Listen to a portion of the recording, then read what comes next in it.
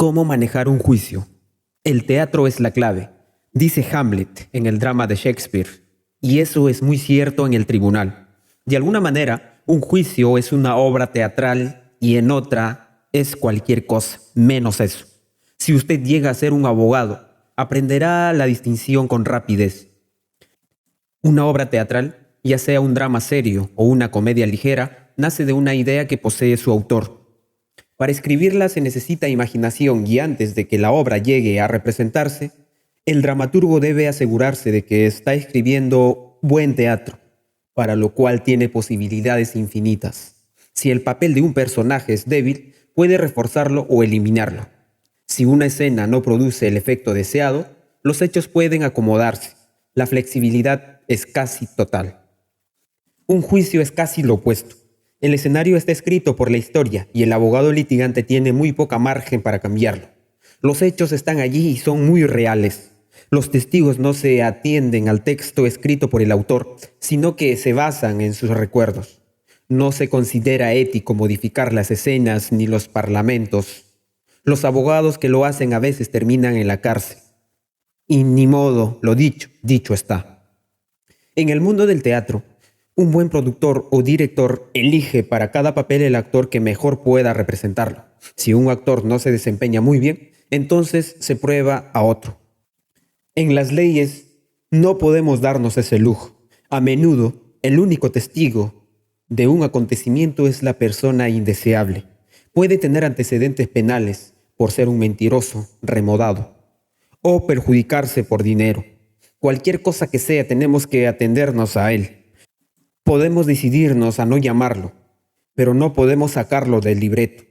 En algún momento, durante el juicio, el jurado descubrirá que él estuvo en la escena y preguntará por qué no ha testificado.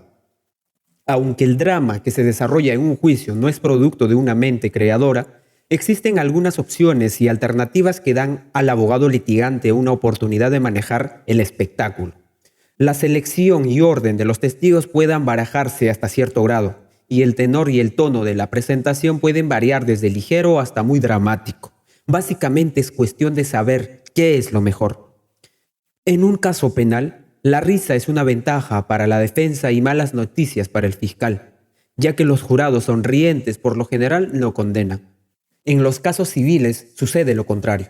Un demandante que pide importantes sumas por daños quiere que su caso el jurado lo tome en serio, en tanto que el abogado de la defensa aprovechará cualquier detalle jocoso lo mejor que pueda, sabiendo que los jurados sonrientes raramente dan grandes recompensas. Uno de los aspectos más difíciles y molestos en la vida de un abogado litigante es la incertidumbre en cuanto al momento en que se va a verificar un juicio.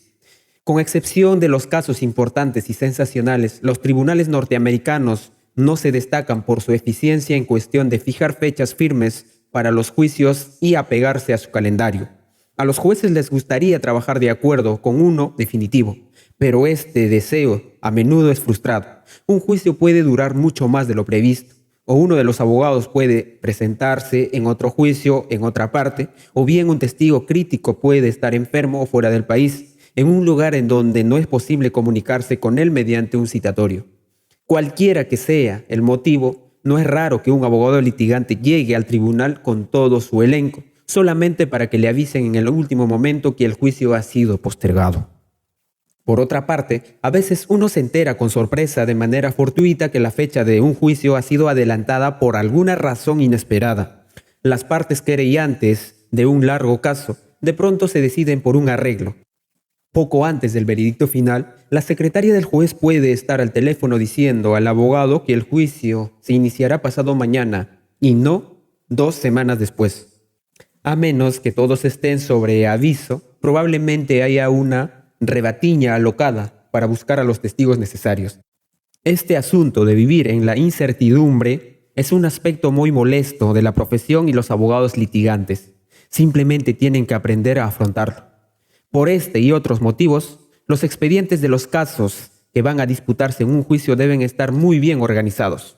Un expediente es, por lo general, un conjunto de documentos que deben estar a la mano para poder recabar rápidamente los datos que se usarán en el juicio. El expediente debe contener por lo menos lo siguiente: 1. Resumen del caso. Este es un breve relato o sinopsis de lo que trata en concreto un caso. Su objetivo es traerle a la memoria del abogado todos los datos, detalles esenciales de cada litigio, ya que los buenos abogados litigantes por lo general tienen muchísimos casos pendientes, algunos de los cuales ya están listos para procesarse en un juicio.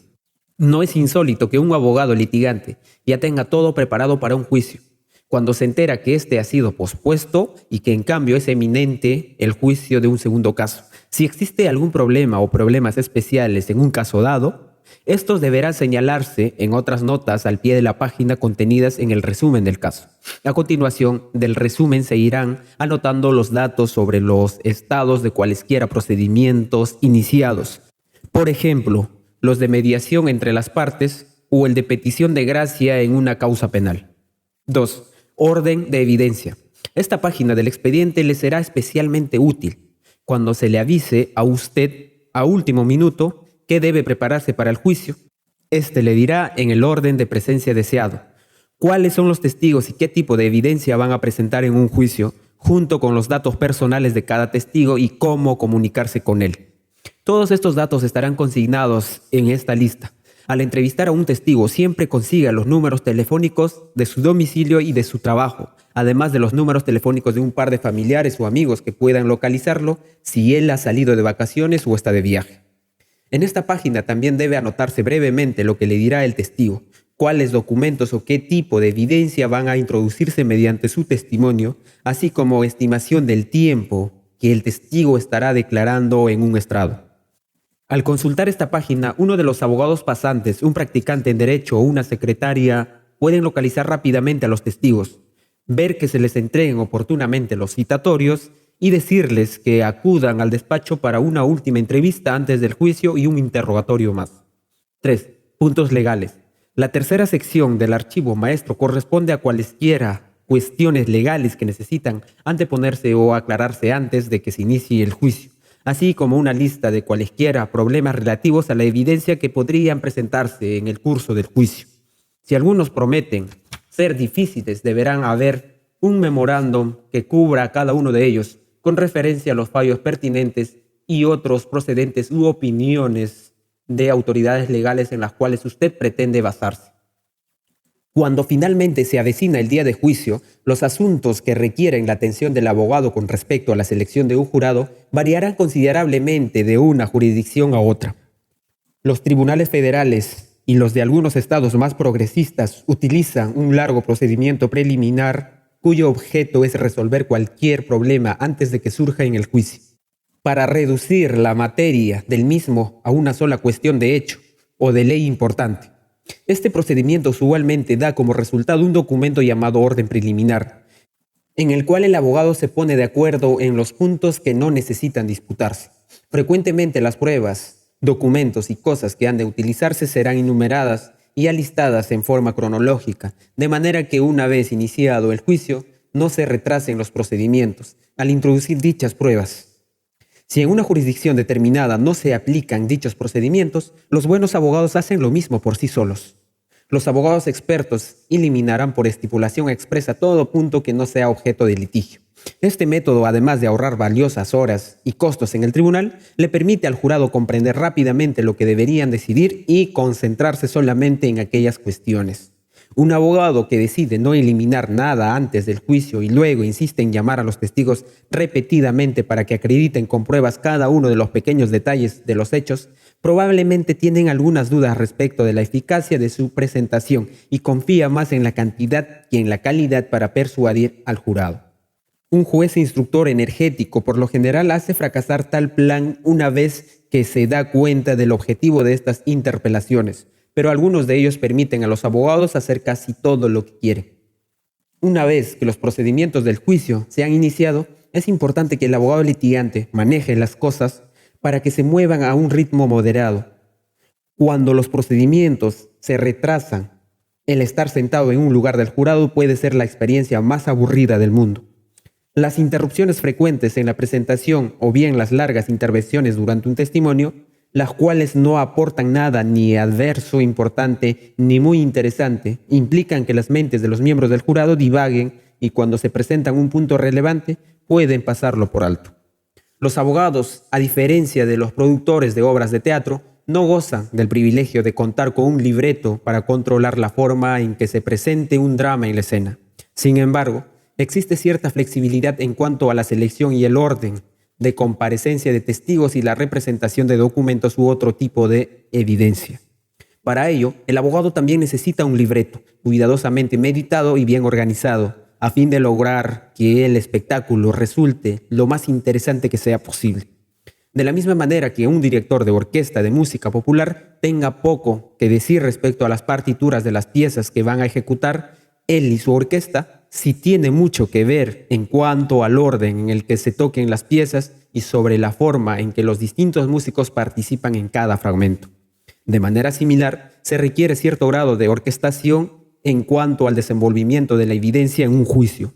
No siempre es posible llamar a los testigos en el momento más oportuno, sobre todo los testigos periciales, cuyos problemas de calendario son una verdadera pesadilla. Y cuando este es el caso, es esencial recomendar al jurado que debieran prestar mucha atención a lo que ahí se diga, porque un testigo posterior pondrá en relieve la importancia de lo que está oyendo.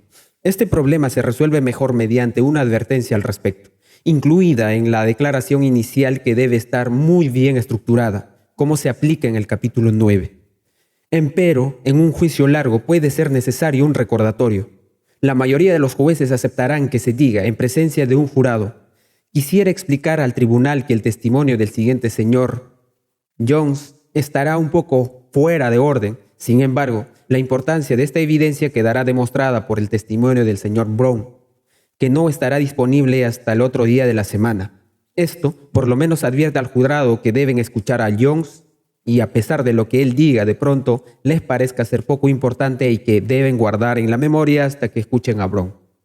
Al dirigir un litigio, se debe tener presente lo desagradable que puede resultar para los participantes asistir a los tribunales durante un juicio. Los jurados que deben estar en la sala esperando el fin de la presentación aburrida, los testigos que tienen que guardar sentados en la banca, en el corredor o en la sala de los testigos, y los jueces que se desesperan por perder tiempo en recesos indeseados, todos son víctimas del manejo deficiente de un juicio.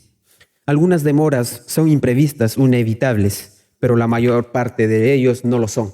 Un abogado bien preparado que sea considerado y organice bien su trabajo puede intervenir para prevenir gran parte de estas molestias. Según mi opinión, esto no es solamente un deber, sino que en un caso reñido, esto suele reflejarse en el resultado final. Los miembros del jurado tienden a votar a favor de los litigantes y de los abogados que les inspiran el respeto, y si lo permiten las evidencias, no es raro que lo hagan.